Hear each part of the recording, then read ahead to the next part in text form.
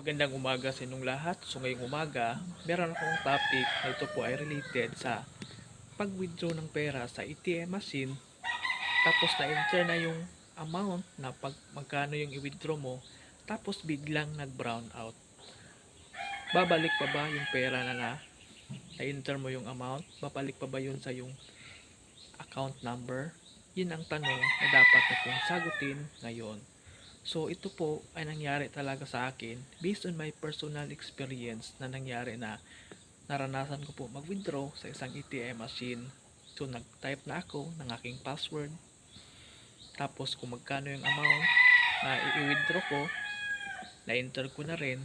Tapos nung na-enter ko na, yun, biglang nag-brown out. So walang nangyaring dispense ng pera kasi timing din yun na walang opisina kasi linggo.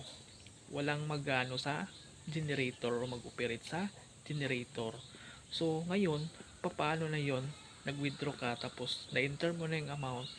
Ngayon, nakaltas na ba ngayon? Wala pang na-dispense na pera.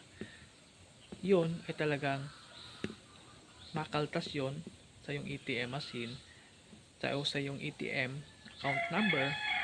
Pero within a day, babalik din po yan sa yung account number.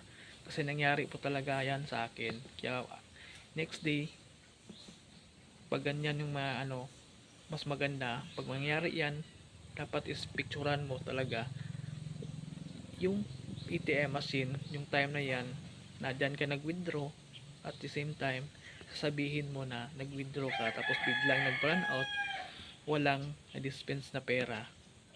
So maganda is magkipag-coordinate ka sa bangko kung saang ATM machine ka man nag-withdraw, nang sa ganon matrace nila talaga kung talagang totoong nag-withdraw ka sa kanila. Tapos nag-run out, walang na-dispense na pera. So importante tandaan is yung pera na na-enter mo na amount ay babalik po talaga yan sa yung ATM account number.